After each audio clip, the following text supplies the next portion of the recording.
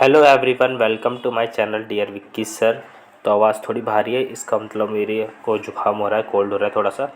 तो देखना, ये टॉपिक बहुत ज़्यादा इम्पोर्टेंट है हर क्लास के लिए। जो आज हम पढ़ेंगे फंडामेंटल राइट के अंदर आर्टिकल 14। आर्टिकल 14 इतना ज़्यादा इम्पोर्टेंट है जो हर पेपर में आता है, गवर्नमेंट में भी और ये स्कूल अकेडमिक पेपर में भी बहुत ज़्यादा डिटेल में आता है। और थोड़ा सा बोरिंग भी हो सकता है, लेकिन बहुत इंपॉर्टेंट चीज़ें हैं इसके अंदर, आप ध्यान से सुनिएगा।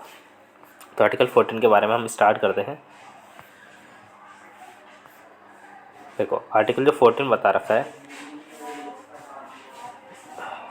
एक सेकंड मैं यहाँ से वो ले लूँ पेन। चलो, जो आर्टिकल 14 है हमारा क्या बोलता है। आर्टिकल 14 से the no person shall be deny the treatment equal before the law और the equal protection in the law in territory. क्या बोल रखा है आर्टिकल 14 के अनुसार, अनुच्छेद 14 के अनुसार कहता है कि भारत के क्षेत्र के भीतर किसी भी व्यक्ति का कानून के समक्ष समानता या कानून के समक्ष संरक्षण वंचित नहीं। यानी कि ये हमारा भारत है, ठीक है, ये भारत देश है मान लो, और वो इस टेरिटरी के अंदर है। ये अच्छा नहीं बना थोड़ा सा। मान लो कि हमारा ये भारत देश है, ठीक है, ये भारत देश बन रहा है, ओके। तो ये भारत के अंदर अगर कोई भी व्यक्ति रहता है और उसके साथ अगर कुछ भी होता है भारत कंट्री के अंदर, तो गलत होगा। वो भारत कंट्री का, अगर वो भारत के बाहर है यानी यहाँ पर आगे मांगना, तो आर्टिकल 14 उस पर लागू नहीं होगा, सिर्फ भारत की सीमा के अंदर ही लागू होगा, ठीक है। इक्वलिटी मिलेगी उसको, इक्वल ट्रीटमेंट मिलेगा किसी भी चीज़ के लिए, लेकिन भारत की सीमा के अंदर। और बाहर होगा तो बिल्कुल भी ये चीज़ वैलिड नहीं होगी। अगर हम आर्टिकल 14 को हम चाहे अमेरिका में चलाएँ या पाकिस्तान में चलाएँ तो बिल्कुल भी मान्य नहीं होगा, सिर्फ भारत की सीमा के अंदर ही मान्य होगा। इस आर्टिकल 14 में भी पहला पॉइंट ये बताया, उसको इक्वली ट्रीट किया जाएगा भारत की सीमा के अंदर। आगे नेक्स्ट टॉपिक क्या बोलता है, नेक्स्ट पॉइंट बोल रहा है क्या, the citizen extend the all person, ठीक है, the citizen extend to all person whether the citizen or a foreigner, statutory corporations, companies registered in a society, any other type legal person. क्या बोल रखा है, ये बात है क्या, यह अधिकार सभी व्यक्तियों तक फैला हुआ है, चाहे नागरिक हो या विदेशी हो या वैदिक कंपनियां, निगम, पंजीकृत सोसाइटी या किसी भी अन्य प्रकार के कानून व्यक्ति हो। मतलब क्या बोला है, मतलब ये बोला अगर भारत की सीमा के अंदर वो कोई कंपनी हो, ठीक है, अगर हमारा कोई फॉरेनर व्यक्ति यहाँ पर आ गया तो उसको भी आर्टिकल 14 की सुविधाएं मिलेगी, ठीक है। अगर कोई व्यक्ति ऐसे बाहर से आ गया, ब्रिटिश से आ गया, तो उसको इंडिया की कंट्री के अंदर आ गया तो आर्टिकल 14 उसको भी मिलेगा। आर्टिकल 14 मतलब उसको समानता, इक्वलिटी मिलेगी, ओके। और कोई कंपनी हमारे रजिस्टर हो रखी है तो उसको भी, कोई विदेशी, ठीक है, निगम हो, कंपनी हो, पंजीकृत करवा रखी हो, सोसाइटी हो कोई भी, ठीक है, तो उनको ये सारी सुविधाएँ मिलेगी। कौन सी, इक्वलिटी की वाली, ठीक है। आगे बढ़ते हैं, आगे क्या बोल रखा है आर्टिकल 14 के अंदर ही है, article 361, the president of India और governor of state shall state not answerable to court for the exercise for their the power and duty, no civil criminal और proceeding occurring the continue against. क्या बोल रखा है, अपवाद है ये, क्या है, तो 361 अनुच्छेद के अनुसार भारत के राष्ट्रपति हो या राज्यपाल हो, अपनी शक्तियों के कर्तव्य के प्रयोग के लिए किसी भी अदालत के प्रति जवाबदेही नहीं है। उनके कार्यकाल के दौरान उसके खिलाफ किसी भी अदालत में कोई नागरिक आपराधिक कार्रवाई नहीं की जा सकती। क्या बोल रखा है, अगर मान लो हम है, ये कोई व्यक्ति है एक्स, ठीक है, और इसने कोई कानून के विरुद्ध कुछ कार्य कर दिया तो इसको क्या है, जेल वगैरह हो जाएगी, ठीक है, पनिशमेंट मिल जाएगी। अगर वहीं हमारे राष्ट्रपति हो या गवर्नर हो, अगर उसने कोई भी मर्डर कर दिया या कोई गलत काम कर दिया, ठीक है, तो उसके खिलाफ कोई केस नहीं होगा जब तक वो पद पर है। यानी गवर्नर है, उसको पहले गवर्नर पद से हटाया जाएगा, उसके खिलाफ उसके बाद कार्रवाई होगी। या राष्ट्रपति है तब उसके खिलाफ जब कार्रवाई होगी जब उसको राष्ट्रपति पद से हटा दिया जाएगा, ओके।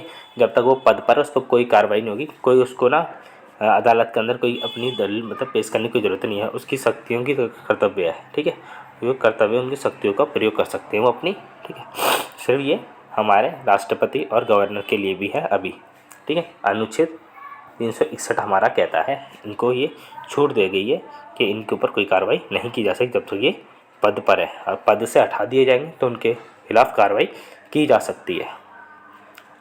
आगे क्या बोल रहा था, आर्टिकल 361 और ये 361 ए है, इसके अंदर क्या बोला, no civil or court proceeding can occur the person publishing or sustainable to report either the House of Parliament or state।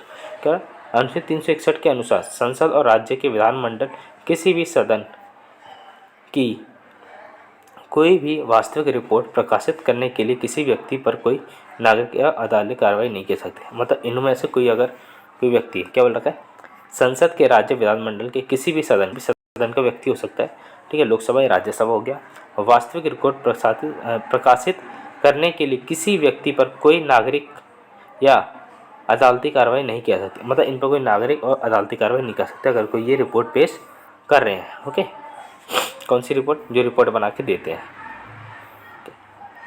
तो ये इन दोनों के लिए छूट दी गई है, ये अपनी कार्रवाई कैसे भी कर सकते हैं, इसलिए इनको आर्टिकल 14 से कोई डर नहीं लगता। ये यहाँ पर क्या है, यहाँ पर बोल रखा है article 105 state legislature article 194 shall be liable in a court proceeding respect to anything said to any vote given by the parliament और एनी कमेटी। क्या बोल रखा है, अनुच्छेद 105 और राज्य विधानमंडल अनुच्छेद 194 का कोई भी सदस्य संसद या किसी समिति में अपने द्वारा कही गई किसी बात या दिए गए वोट के संबंध में किसी भी अदालत कार्रवाई के लिए उत्तरदायी नहीं होगा। मान लो संसद का कोई मिनिस्टर है, उसने कोई वोट दे दिया, ठीक है, गलत में दिया सही, तो उत्तरदायी नहीं होगा, उत्तर देने की ज़रूरत नहीं है, उसको सफाई देने की कोई ज़रूरत नहीं है। जैसे हमें सफाई देनी पड़ती है, उनको सफाई देने की कोई ज़रूरत नहीं होती है। ये आर्टिकल 105 में संसद के अंदर बैठते हैं MP और, ठीक है, विधानमंडल में MP बैठते हैं और यहाँ पे बैठते हैं MLA और MP को कोई भी किसी भी संसद की समिति ग्रुप के लिए अपने द्वारा कही गई किसी बात, यानी कोई भी ऐसी बात कह दी या कोई वोट दे दिया, उस संबंध में अदालत की कार्रवाई के दौरान उसको कोई उत्तरदायी नहीं होगा। ठीक है, कार्रवाई के दौरान कोई भी उत्तरदायी नहीं होगा। उत्तरदायी का मतलब मैं समझाता हूँ, जैसा अगर कोई ऐसी ने मर्डर कर दिया, ठीक है, तो मर्डर करके उसने वहाँ पर बोल दिया कि मैंने ही किया, तो उसकी कार्रवाई नहीं माना जाएगा ये। ठीक है, और ऐसे ही MLA MP वगैरह भी ऐसे वोट देते थे तो उनको भी नहीं माना जाता, क्योंकि उसकी ही बात नहीं मानी जाएगी। ठीक है, वो कार्रवाई के अकॉर्डिंग ही होगा सब कुछ। तो ये आर्टिकल 14 थोड़ा टिपिकल रहा होगा आपके लिए, थोड़ा समझने में दिक्कत आएगी, लेकिन बहुत ज़्यादा इंपॉर्टेंट है। यहाँ पर अगर आपको कुछ भी समझना है तो आर्टिकल ये वाले याद कर लेना सिर्फ, जो आर्टिकल 361 है, 361A, 105 और 194 और आर्टिकल 14। एक आर्टिकल के अंदर आपको इतने सारे आर्टिकल्स याद हो गए। और एक आर्टिकल ये और आ रहा है, फॉरेन सोवेनियर रूलर और administration diplomat enjoy the community of the criminal और सिविल प्रोसीड। क्या बोल रखा है, विदेशी संप्रभुता शासक, राजदूत हो, और राज्य नायिका को अपराधी और नागरिक कार्रवाई की छूट दी गई है। मतलब ये कुछ भी कर सकते हैं। ये जो एम्बेसडर होता है हमारे, जैसे इंडिया के बंदे US में के अंदर रहने जाते हैं, वहाँ पे हमारी एम्बेसी बन रखी है, तो वहाँ पर रहते हैं, तो उनको क्या रखिए, अपराध हो, ठीक है, अपराध और नागरिक कार्रवाई की छूट दे रखी है। ये नागरिक के ऊपर किसी भी कार्रवाई को कर सकते हैं, इन्हें छूट दे रखी है। ठीक है, विदेशी संप्रभुता राजदूतों की जो राजनिकाय को आपराधिक हो, अगर कोई अपराधी हो गया इनमें से कोई एम्बेसडर, और नागरिक कार्रवाई की में इसको छूट मिलेगी, इसको कुछ ना कुछ, जब उसकी कार्रवाई होगी तो उसमें इसको ना क्या रियायत मिल जाएगी कुछ। ठीक है, अगर जेल कम हो जाएगी इसकी, इस तरीके से समझ लो। अगर आपको वीडियो ये पसंद आ रही है, अगर कोई कंसेप्ट क्लियर होता है, उसको लाइक कर सकते हैं, कमेंट कर सकते हैं, शेयर करें और सब्सक्राइब करें मेरे चैनल को।